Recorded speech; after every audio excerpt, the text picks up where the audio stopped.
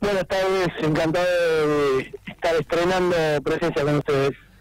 ¿Cómo viene la mano? ¿Cómo viene la situación y la lectura de esta crisis financiera que venimos atravesando y que el domingo pasado tuvo una medida del gobierno que sorprende desde lo político, principalmente por las críticas que ha tenido esta medida de control de cambio? ¿Cómo analizás esta situación? Yo la medida de control de cambios no la veo como una medida mala, sino que la veo como una medida indispensable y necesaria, pero tardía, muy tardía.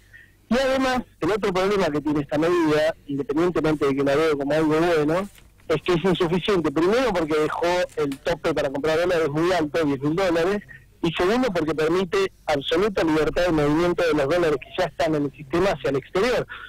Veía hoy en el Cronista Comercial que hay récord de apertura de cuentas en el exterior, en Argentina, en Estados Unidos, de argentinos, ¿no? Que apretan un botoncito y por menos del 1% están transfiriendo sus dólares al exterior.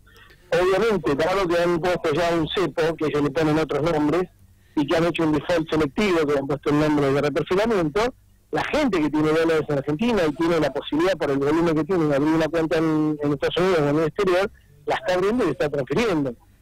Entonces, el problema que tenés es que a veces estas medidas que son buenas, cuando son pobres, digamos, técnicamente, no se quieren controlar mucho, que generan una corrida más rápida incluso. Juan, o sea que con esta medida el gobierno no va a detener la fuga de capitales. No va a detener la fuga de capitales, lo que puede detener es el goteo, digamos, de mediano y gran tamaño en el sistema oficial de compra-venta de dólares. El chiquitaje no, porque ya te decía, $10.000 parece bastante, sobre todo habilitando, digamos, de alguna manera, controlar pobremente, habilitando a los coleros, lo cual te genera una escala, y la fuga de los que ya tienen dólares, como te decía, no solamente no se detiene, sino que también puede obtener por otros mecanismos, como el dólar contado con liqui, el dólar bolsa y demás, que no saben todavía técnicamente o no quieren cómo trabarlo del todo. Más allá de que en el propio decreto decía que iban a tratar de trabar mecanismos alternativos que se usaran. Pero este gobierno, esas medidas que tomó, que yo estoy seguro que las tomó por algún aprete de sectores probablemente locales, pero también de Estados Unidos, que no quieren que la Argentina explote y colapse, esas medidas no las quieren controlar porque van en contra de su idiosincrasia. Entonces es como si la FEP hoy se pusiera a controlar a los grandes evasores. Probablemente hay muchos conocidos del presidente que están ahí y no lo darían. Juan, buenas tardes, Pablo Fernández te saluda. ¿Cómo ves la situación esta de que al tratar de controlar el dólar en el mercado cambiario, el Banco Central destine fondos, pero no indiquen la suma estimada que han gastado, que no la precisen? ¿Te parece normal eso? Mirá, esto más que normal es obvio. ¿Por qué lo hacen? Porque no quieren decir lo que están vendiendo. Y si estuvieran vendiendo poco, lo dirían seguro. Y si no lo dicen, ¿por qué? Sí, porque están vendiendo mucho. Lo mismo cuando se atrasan, como pasa últimamente, para decir cómo están los depósitos en dólares.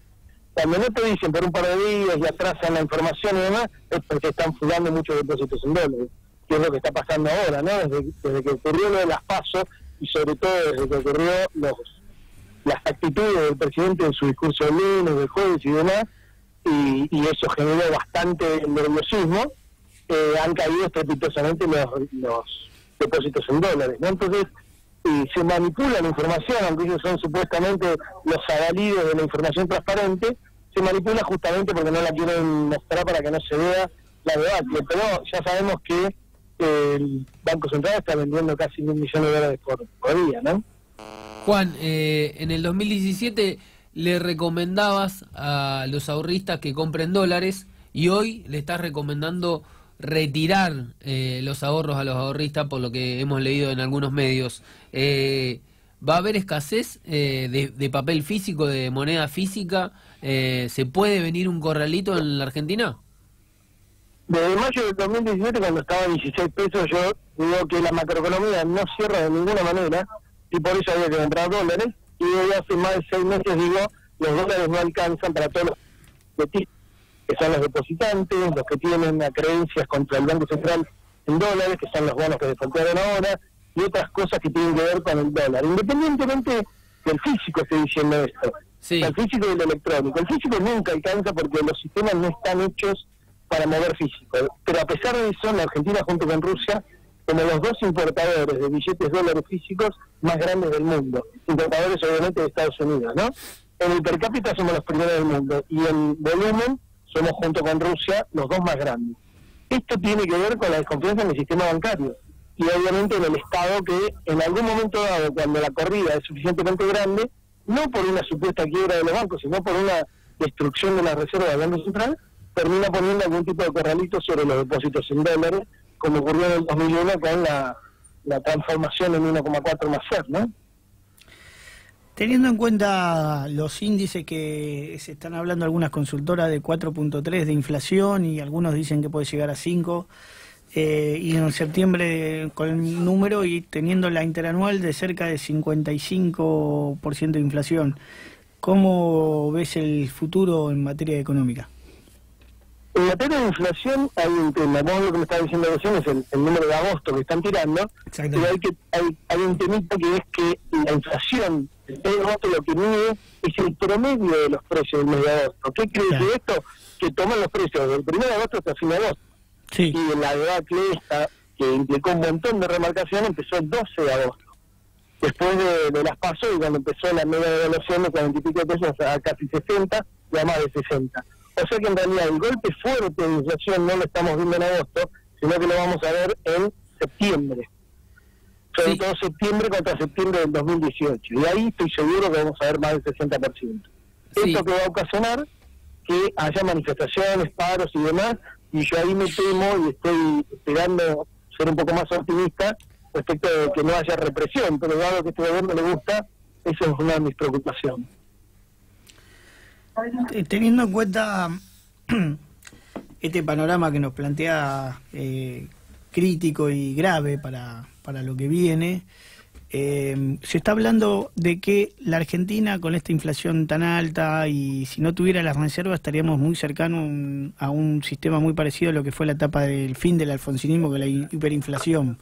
¿Cómo ves ese análisis?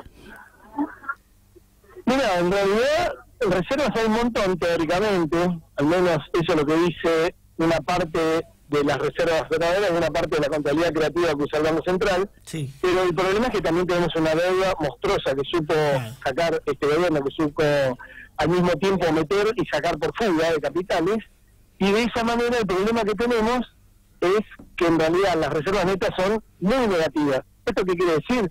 Que si en el Banco Central efectivamente supongamos que nos olvidamos de la contabilidad creativa del Banco Central, hay 50 y pico mil millones, en los próximos 4 años tenemos obligaciones en dólares por más de 140 mil millones de dólares. Entonces evidentemente tenemos un problema grave porque nadie se imagina que hagamos un superávit entre lo que exportamos e importamos del mundo que alcanza a compensar esa diferencia. Si además a eso le sumás la bomba de las LELIQ, que son 20 mil millones de dólares y contando, con una tasa efectiva anual del 120%, entonces tenemos un problema gravísimo. Las reservas parecen muchas, pero no son nada. Y para los que dicen que el kirchnerismo en el 2015 dejó casi nada de reservas, yo te digo que lo que dejó también es casi nada de deuda. Entonces la situación es mucho más grave ahora porque la deuda es mucho más alta y el kirchnerismo no había tomado deuda, en parte porque eligió no hacerlo, en parte porque los mercados tampoco querían dársela. Juan, pensando, digo, que la fuga de divisas y de dólares no es un problema que solamente le tocó atravesar a este gobierno, a la gestión Cambiemos, sino que es una de las problemáticas del sistema financiero argentino, y pensando de cara a un posible gobierno peronista en el 2020, ¿cómo pensás que se va a dar este imaginario, este contexto para que el próximo gobierno peronista intervenga y pueda encarrilar el camino económico de la Argentina? Bueno, primero te quiero aclarar una cosa, es imposible que el próximo gobierno no sea peronista, porque los candidatos todos tienen un peronista. Así que el próximo gobierno seguro es peronista, ¿cierto? Algunos van a... Además que Pichetto lo contamos como peronista. Pero el próximo gobierno seguro tiene el peronismo adentro, o al menos una parte pura o verdadera del peronismo. Y segundo, las medidas son bastante simples, aunque en realidad lo que hay que tener, que no tiene un presidente actual, además de que no tiene voluntad de tomar esas medidas, es tener poder. Porque para poner medidas en la economía hay que tener poder, ni siquiera consenso, te digo, ya con poder, que el consenso te lo puede otorgar, vos podés imponer medidas como control de importaciones, no podés ir importando cualquier cosa y destruir trabajo argentino, a cambio de nada además, entregar todo por control de importaciones, el cepo de verdad, puesto de verdad, uno puede rifar las reservas, es un tema estratégico. Los exportadores tienen que a rajatabla traer los dólares que sacan de la exportación, y después tenés que poner un control de la balanza de capitales y demás para que no entren más fondos especulativos. Con esas medidas ya de por sí estás en otro mundo. Y si además de eso reactivás el mercado interno y le das a la prioridad uno a la gente, cambiar las expectativas de las personas y de las empresas. ¿Qué empresa va a invertir o tener expectativas de producir en un país donde el mercado interno está implosionando? Entonces, la economía se hace mucho de expectativas. Si todo el mundo piensa que esto va a ir mal, termina yendo mal, es una profecía autocumplida. Y si todo el mundo piensa que va a empezar a ir bien, eso es el primer peldaño para que empiece a ir bien. ¿Cómo lo ves a Lacunza en su función de ministro de Economía? Ministro de Hacienda, en realidad. Mira, no importa quién pongas vos en el Ministerio de Economía y de Hacienda, si vos tenés un presidente que de alguna manera está desquiciado o tiene que no tiene malas medidas que hay que tomar, o no tiene poder, o ambas cosas, el ministro es simplemente una figurita. Si además de eso el ministro coincide con estos problemas, entonces estamos en un problema grave. Estamos un poquito menos mal que cuando estaba Duhovne, que eran 4 copas, pero Lacunza, el margen de maniobra que tiene realmente es muy pobre, y aparte está administrando la emergencia y con un montón de cosas que vienen con inercia que son bastante complicadas de administrar. ¿La oposición con Alberto Fernández tiene que acordar algún plan de emergencia para que Cambiemos no siga destruyendo lo que queda de la Argentina? Yo creo que el problema de los acuerdos con la oposición es cómo hacen equilibrio entre ayudar a que no se destruya la Argentina y no quedar pegados con la responsabilidad del gobierno. Porque el problema es si a último momento hay algún tipo de acuerdo que te dejan a vos pegado 3 meses después de las PASO y del cambio de mando, te dejan pegado con alguien que se hundió en la Argentina porque estuvo 3 años y 9 meses destruyéndola, es un mal negocio político, y no creo que ningún político lo haga por más responsable que sea. Obviamente que van a intentar no echarle nafta al fuego, pero esto es un equilibrio bastante complicado, que es lo que pasó el otro día en la reunión con el FMI y Alberto Fernández. Alberto Fernández, ellos básicamente estaban tratando de que respaldaran el envío de los 5.000 millones. Y Alberto Fernández lo que dijo: yo no puedo respaldar que ustedes sigan contrariando su propia carta orgánica y de alguna manera quedar como responsable de un saqueo, porque el 80% de lo que mandó el FMI fue para fuga, financiar fuga. Y en la carta orgánica del FMI dice: no financiaremos fuga. Entonces es difícil que uno respalde. Y volviendo a lo que decíamos antes de la comparación con Alfonsín, tanto el gobierno de Alfonsín como el gobierno de la Rúa cayeron cuando no vino un desembolso. En el caso de Alfonsín, del Banco Mundial, y en el caso de la Rúa, del FMI. En el caso de la Rúa eran solo 2.000 millones del FMI, no vino y fue el final de la Rúa. En el caso de Alfonsín era bastante menos de el Banco Mundial. Juan, teniendo este análisis que vos nos haces, la pregunta es que está la duda, muchos apuntan, ¿este es un problema económico, un problema político, un problema de credibilidad, o es una mezcla de todo junto? Siempre es una mezcla de todo junto. Los economistas que dicen que la cuestión fundamental es la economía y no la política, te están mintiendo. En general tienen corbata y trajes que yo no uso, claro, y te hablan con palabras raras, técnicas, y dicen: no, porque acá los monetaristas dicen. Eso es mentira. La política siempre está por encima de lo que decía antes. Acá lo fundamental son las prioridades. Lo que aprendió Macri el 11 de agosto, que tarde o temprano lo iba a aprender, es que los mercados y los inversores de afuera no votan. Los que votan son la gente. Y la gente, más tarde o más temprano, se da cuenta cuando la ponen en prioridad 4 y cuando están haciendo todo para los mercados de afuera, los inversores de afuera, los amigos con plata. Entonces, la política está siempre por encima de la economía. No le crean a nadie cuando alguien dice: no, pues ustedes no saben la economía. Mentira. Todos, desde Doña Rosa hasta el último empresario, toman decisiones económicas todo el tiempo. Juan, ¿qué le recomendamos al ahorrista, al pequeño ahorrista? ¿Cuál es la propuesta? ¿Cuál es la estrategia frente a este marco de incertidumbre?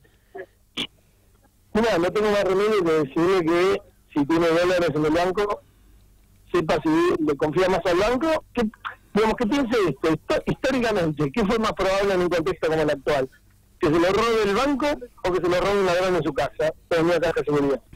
Saque esa cuenta, yo no voy a decir qué hacer. Y segundo, que apechuguen, porque yo creo que después del 10 de diciembre, si es que no se adelantan las elecciones, el traspaso, esto va a cambiar radicalmente. Entonces, que no se esperen pensando que esto es el principio de una larga caída, que van a tardar, como dicen algunos, 10 años en recuperarse, lo cual es mentira, con las medidas que yo te dije antes, y priorizar el mercado interno y la gente y los salarios reales, esto se revierte muy rápidamente, que no quiere decir que dentro de 6 meses estemos igual que como estábamos en 2015, ni de casualidad, pero vamos a estar siendo para arriba y no para abajo como ahora en el espiral que nos trajo una crisis. Te lo pregunto porque si lo escuchaste a Morales Solá hablando en TN, en Canal 13, desconfiaba más de el chofer y la mucama que del sistema financiero. Y lo que pasa es que Morales Solá, al igual que el presidente, en general ven a la gente como empleados, no ven a la gente como gente. Por eso es gracioso que estén diciendo muchas veces ahora en las normas personas humanas, porque para ellos hay personas humanas y personas no humanas, que serían temas que a ellos no les interesa. Entonces, efectivamente, ellos confían más en un señor de traje en un banco que en una persona, un chofer o una mucama.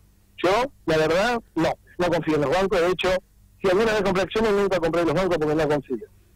Juan, muchas gracias por estar acá en Jaurechanos. Te mandamos un abrazo grande. Un abrazo inmenso y a disposición. Muchas gracias. Pasaba Juan Valer.